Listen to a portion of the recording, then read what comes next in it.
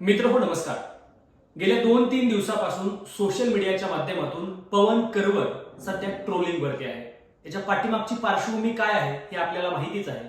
पुण्यामध्ये वारकरी संप्रदायाच्या सप्ताहामध्ये मनोज जरांगे पाटील यांना पवन करवर भेटले आणि पवन करवर यांनी मनोज जरांगे पाटलांचा शाल टाकून सत्कार केला आणि हीच बातमी महाराष्ट्रावर सध्या चर्चेचा विषय ठरली.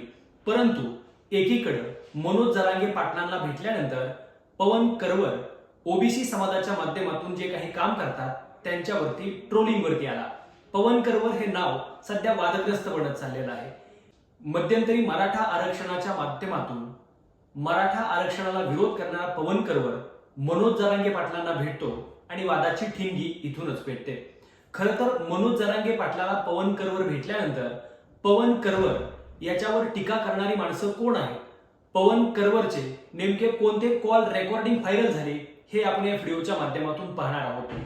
गेल्या 2 दिवसापासून पवन करवर वर टीका करणाऱ्यांना मला जाहीरपणे आवाहन करायचे की एखादी विरोधी भूमिका घेणारी 2 माणसं एकत्र भेटल्यानंतर त्या पाठीमागची पार्श्वभूमी ही राजकीयच नसते किंवा स्वार्थही त्यामध्ये नसतो हे आपण आवर्जून लक्षात घेणं गरजेचं आहे.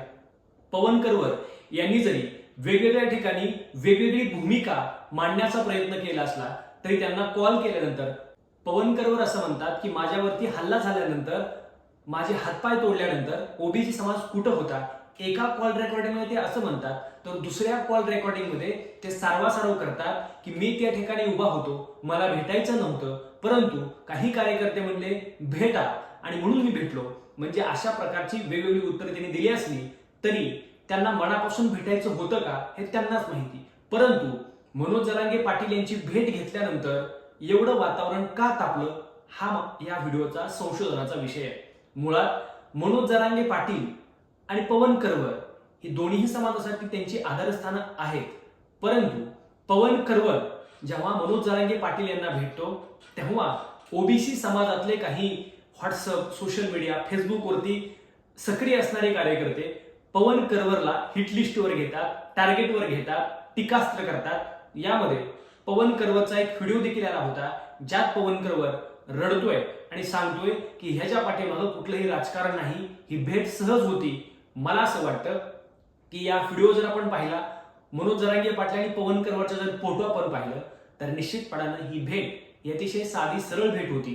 ह्यामध्ये कुठल्याही प्रकारचं राजकारण नाही, परंतु जातीपातीचं राजकारण करून 2 समाजामध्ये तेढ निर्माण करणाऱ्यांसाठी ही बातमी मात्र दुःखाची बातमी ठरली. कारण जाती जातीमध्ये वाद लावणाऱ्यांना 2 माणसं जेव्हा एकत्र येतात तेव्हा त्यांच्या पोटात दुखायला लागतं. मला या व्हिडिओच्या माध्यमातून आवर्जून सांगायचंय की प्रत्येक वेळी जातीपातीचं राजकारण करून दुही निर्माण करण्यापेक्षा जेव्हा 2 विरोधाभास असलेली माणसं एकत्र येतात तेव्हा दोन्ही समाजानं त्यांचं स्वागत करणं गरजेचं आहे.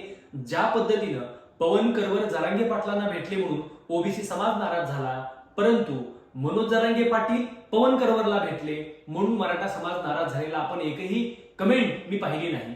मला असं वाटतं की पवन करवर एका सामान्य कुटुंबातून पुढे आलेलं ओबीसी नेतृत्व आहे आणि ते असंही म्हणाले की मी जरी मनोज जरांगे पाटलांना भेटलो असलो तरी देखील मी ओबीसी चळवळीसाठी काम करत राहीन. अशा प्रकारची जाहीर भूमिका त्यांनी मांडली. यामध्ये पवन करवर याला टार्गेटवर घेण्याची, त्याच्यावर टीका करण्याची कोणतीही आवश्यकता नाही हे प्रामुख्याने सांगणं गरजेचं वाटतं. मित्रांनो, तुम्हाला काय वाटतं? तुमच्या देखील प्रतिक्रिया कमेंटमध्ये नक्की नोंदवा आणि या चॅनलवर जर आपण नवीन असाल तर अशाच प्रकारच्या व्हिडिओसाठी आमचा हा चॅनल नक्की सबस्क्राईब करा. धन्यवाद.